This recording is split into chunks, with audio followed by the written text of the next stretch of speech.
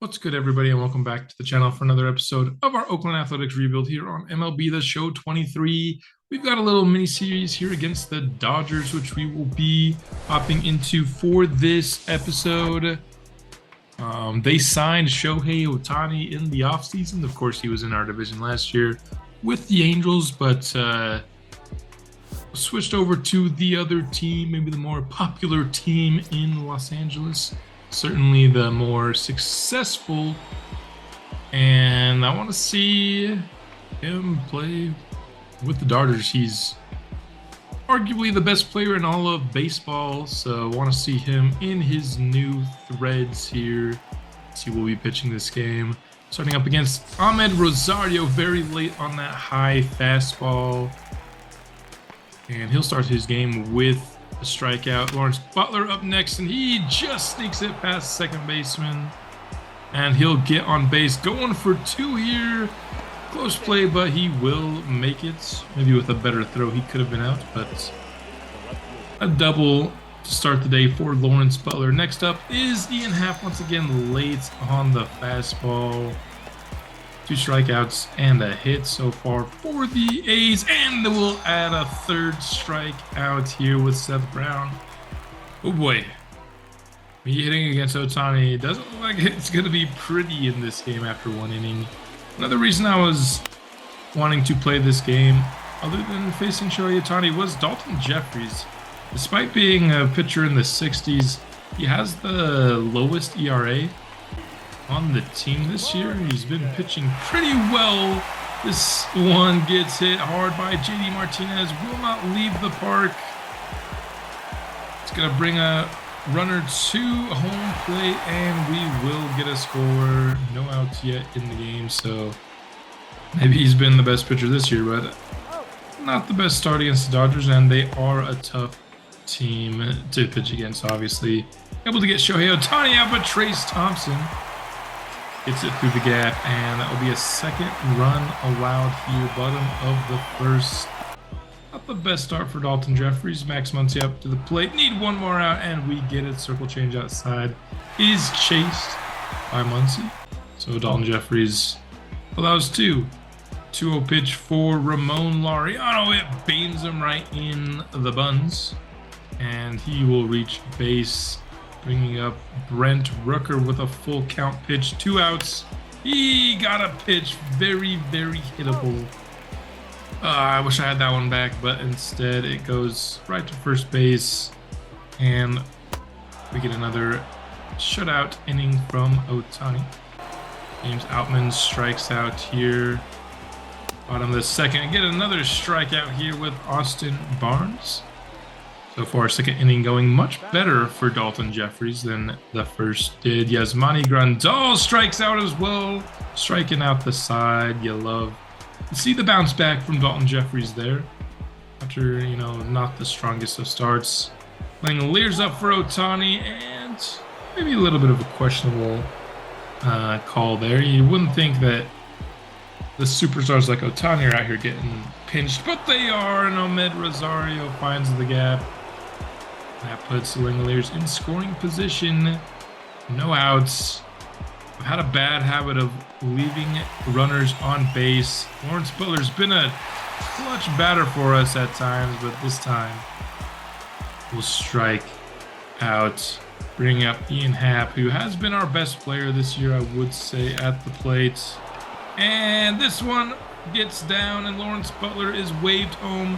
Ahmed Rosario's got great speed as well. He will round third base, and that's a 2-run double for Ian Happ, coming through big time for the squad.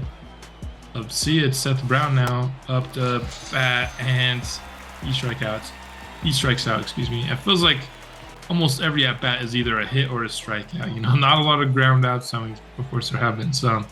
That's kind of feels like how this game is going. This one will be a fly ball into center field, easily handled. But Ian Happ gets 2 runs across the board and ties the game up for us in top of the third. Miguel Rojas will reach base on his second at bat here, bottom of the third on the 0-1 pitch. Bringing up JD Martinez. He also gets a hold of this one. Laureano can't chase it down. But he's got a really good arm. I mean, goodness. I love to have Ramon Laureano. He hasn't had a very good bat, but has one of the best arms you can see. And that's a beautiful play over at third, Jace Peterson.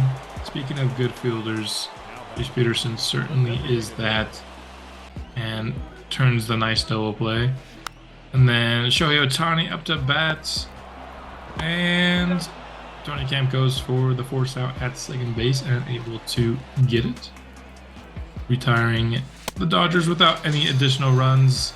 And Ramon Laureano looks at that very hittable pitch for strike 3. Bringing up Brent Rooker, who will also look at a strike 3 pitch. This one a little bit more borderline, but those are the kind of calls that you typically expect a superstar to get, like Shohei Ohtani. Chase Thompson there with the 0-1 knock. Lawrence Butler throws it back in, holds him at first. Max Muncy up to the plate, 1-1 pitch here. Rosario going to the ground, gets one and gets the second as well. We got a 6-4-3 double play. Nicely done there by Rosario. 0-2 pitch for Butler. He gets some contact on this one. Can it drop down? Yes, it can. Should be an easy 2 for Butler, but he's going for 3 in the inaccurate throw. Certainly helps him out on that one. Trouble for Lawrence Butler. He has just been really, really good in the games that we have watched, and it makes me think that I would like to edit his potential.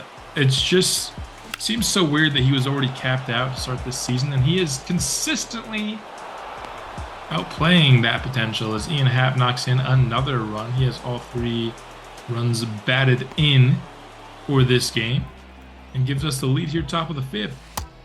And Seth Brown, another beautiful pitch by Shohei Ohtani. It's him out looking, and that will be how we end the 5th. Austin Barnes gets a good hold of this one. Lawrence Butler tracking it and able to haul it in. Just short of leaving the park there for Barnes. Dahl swings and misses at the high fastball. He's been chasing a little bit here in this game. Rojas, short grounder. Rosario leaping, making the good accurate throw, and retires the Dodgers. 6th inning now. Ramon Laureano back up to the plate. He can't quite sneak it past second base. Nice play made. Ohtani back up to the plate here. Bottom of the 6th with 2 outs, and he will swing at the cutter. So not a great start for Dalton Jeffries, but I mean, really good after that. The next 5 innings were all really solid. Rooker up to the plate. This one drops down and should be extra bases. Will be a stand-up double for him. As Brusdar Graterol entered the game in the 7th for the Dodgers. Langelier not able to quite get enough of this one, but Rooker will tag up and another inaccurate throw. He is up to 3rd. Rosario, he grounds this one and then gets snakes past the 3rd baseman, and he gets on base and extends our lead to 2 here, top of the 7th. Bringing up Ian Happ, who has been quite clutch for us today. Got some speed on first base and could bring home a run. This one hit into right field, but tracked down and caught. Not all right fielders are making that play, but it looks like they got some bit of speed over there in LA. Over in right field. This one couldn't quite be handled by Rosario. That'll reach base, and then Zach Jackson getting the strikeout. Both starting pitchers pitched through 6 innings in this game. I think both did pretty solid jobs. Maybe just had one not so great inning. But Dahl up to the plate after we allowed a walk, and Rosario able to track that liner and retire the Dodgers And we'll keep that 2-run lead for the top of the 8th, where Tony Kemp takes one right in the shoulder. Not very happy about that one. I can imagine. Jace Peterson, haven't seen a lot of highlights from him at the plate. A lot of his highlights are more fielding ones, and he still won't get another highlight here, because I'll be grounded into a double play to end our inning. And then Zach Jackson here out for a second inning after he was pretty good with his first. Starts it with a strikeout. Need one more out from him. Gets a swing and a miss. Another strikeout. Gives us an opportunity to extend our lead before the save opportunity in the 9th. Ramon Laureano sneaks this past first base. And Max Muncy. This one will be a leadoff single top of the 9th. Brett Rooker. He also hits this in the right field, but this one will be caught. Just missed on that one. Got solid contact, just couldn't do anything with it. Full count for Langoliers. Should have watched that pitch, but those sliders, man, those are my weakness. 2 straight outs. And now it's looking like we might not extend this lead, especially with this weak fly from Rosario. Easily tracked down and caught by JD Martinez. And now we have a 2-run lead to protect. Bottom of the 9th. Ellis Dixon getting a look at him. He will start off with a walk. Don't hate walking Ohtani. I certainly wish we wouldn't have, but better than, giving up a home run. This one into foul territory. Ramon Laureano tracks it down. And with a beautiful throw to second base. He just hasn't been good at the plate, but some of those throws over in right field just make me want to keep him. He is up for arbitration once again at the end of this offseason. And that walk will have a pinch runner in Gavin Lux. This one's hit well into left field. Can't track it down. Ian Happ.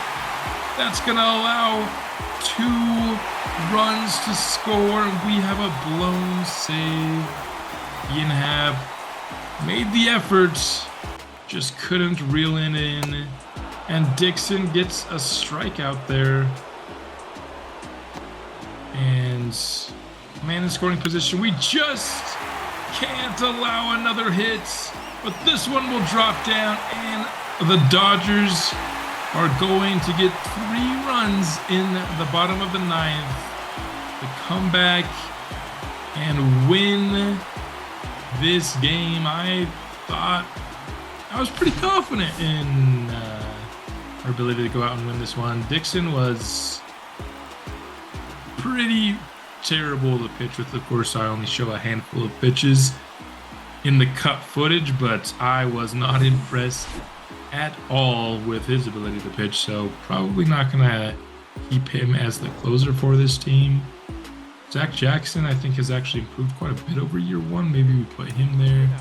Maybe we put that 37-year-old pitcher whose name escapes me that the CPU signed for me. Also wanted to get the other game of this Dodgers series, but this time I wanted to do a CPU versus CPU, watch it play out. Rosario starts the game with a walk, but then a strikeout for Lawrence Butler. Ian Happ shoots this one into left field. Yeah, he's somebody that just produces, whether we're playing the game, whether we're watching him, whether it's just a simulation. He has been a stellar pickup, and this hit will bring in our run, and we get a run to start this game. Tony Kemp, weak fly into center field, easily handled there by Gavin Lux. And the first inning, Trevor Rogers, that's a hit deep into right, but Ramon Laureano able to track it down. Gavin Lux retired to lead off the Dodgers.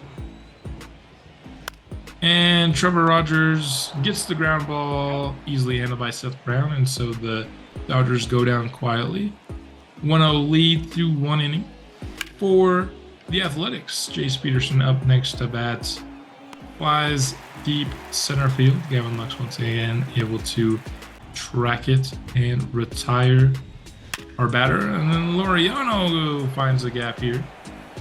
1 out single. Puts him in a spot where maybe we can bring in another run. Brett Rooker has some power. This time he's gonna draw a walk. It brings up Shea Langeliers. And he be as good as he has been in the games that we've watched throughout the year. This time he'll get struck out. His guy in simulation does not produce very much. Bueller, a pitch right over the middle for Rosario, just not able to get as much on it as he would have hoped. So, not able to add on to the lead there in the second, but Trevor Rogers racking out Mookie Betts to start the bottom of the second. Trace Thompson now up to bat. He swings and misses at a high fastball. 2 strikeouts in a row to start the bottom of the second. And next up to bats, Will Smith will draw a walk. First walk allowed for Trevor Rogers on the day. He's been, I think, pretty average. He hasn't been bad at all, but I don't think he's been great as he, right on cue, allows a 2-run homer. He is developing. He's not quite the pitcher that I think we hoped we acquired yet, but he's still got plenty of time to develop. And we're seeing an improvement in his simulated games as well as, for the most part, in the games that we're watching. Pretty bad timing to start talking about his year right when he allows a home run. There we go, a strikeout on the slider. He struck out 3 batters. He just also allowed a home run and a walk in the same inning, unfortunately. Lawrence Butler gets that one to drop in just before Mookie Betts can track it down.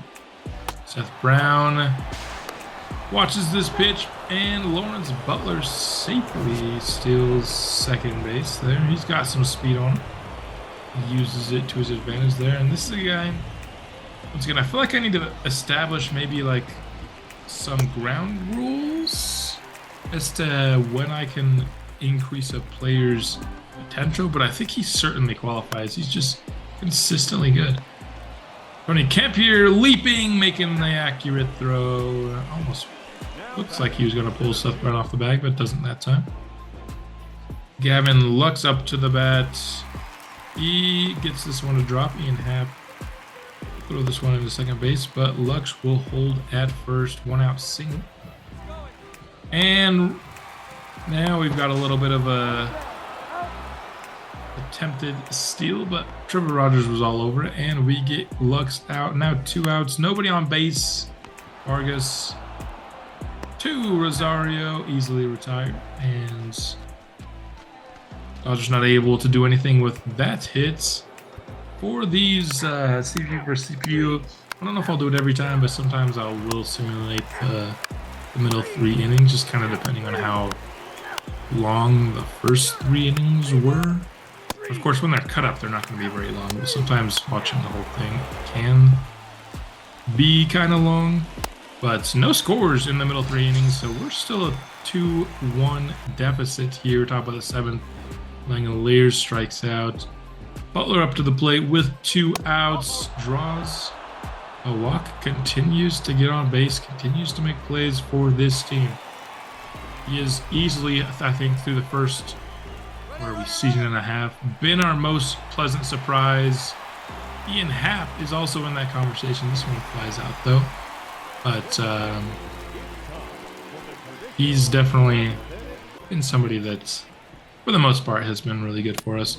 Trevor Rogers maybe gets away with one, kind of over the middle of the plate there. Fastball, Mookie Betts swings and misses. 2 outs for Will Smith. He swings and misses as well on the inside fastball. Couple strikeouts for Rogers as he is pitching into the 7th inning for us. And just kind of like last time, other than 1 inning, he's been really good. Seth Brown couldn't quite check his swing on that ball, way out of the zone. And they're going to say Tony Kemp went as well. We are chasing a bit here, top of the 8th. Jace Peterson then looks at one that was an easy strike, so not the best hitting from our offense there. You certainly wish we could have done better. We have 3 more hits than the Dodgers. We just haven't been able to equate them to runs. Domingo Acevedo enters this game here, bottom of the 8th. Again, I'm pretty sure I've said this before, but he has been, I think, our best reliever through, the first season and a half for us. Been very happy with what he's done.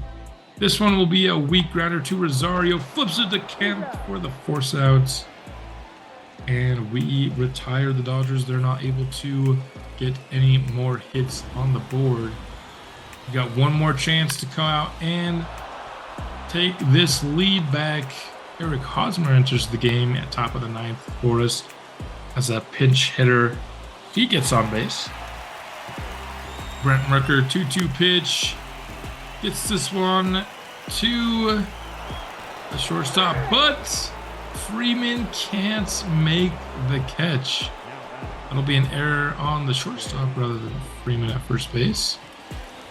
Langoliers trying to bunt. He pops it up and it's caught.